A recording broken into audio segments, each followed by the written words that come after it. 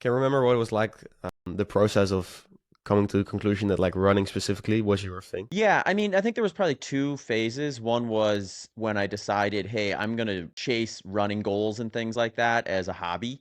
And that sort of clicked around my sophomore year of college, where I was sort of thrown into a collegiate track and cross country program where a lot of my teammates were more knowledgeable about the sport than I was, in my opinion, and also to some degree had more detailed training specificity from their high school experience than I did. So I really kind of used that opportunity to kind of learn that I what I loved about the sport outside of just the competition side of things. And that really got me excited about kind of building and making progress and looking at it as a progress of just like how fast can I get at certain races and things like that. I wasn't really even interested in ultra marathons at that point in time. I was loosely aware of them through like a couple of books I had read, but I didn't really have any ambition to do them in the short term at that point in time. So it was more about just kind of racing kind of more traditional Olympic distances and things like that.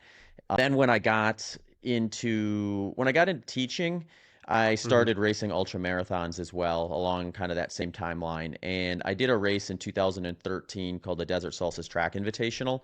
And there I broke an American record and a world record, the American record for 100 miles and the world record for distance run in 12 hours. So that sort of, alongside the sport starting to grow, put me in a position where now I was starting to get some interest from just different publications, different brands and sponsors and things like that. And then people reaching out to see about like if I would be willing to coach them and things like that. So that event probably put me kind of along the trend line of, oh, you know what, there may actually be like a career in this versus it just being kind of a hobby that I do alongside my other career and passions and things like that. So I sort of sat on that for a few years and continued to compete. And then it was in 2015 where I sort of had an opportunity where all the pieces were in place where kind of financially, logistically, motivationally, I was ready to kind of take that step into the professionalism side of things with running and put my teaching career on pause at that point and kind of move on to that instead of having trying to juggle too many things at once.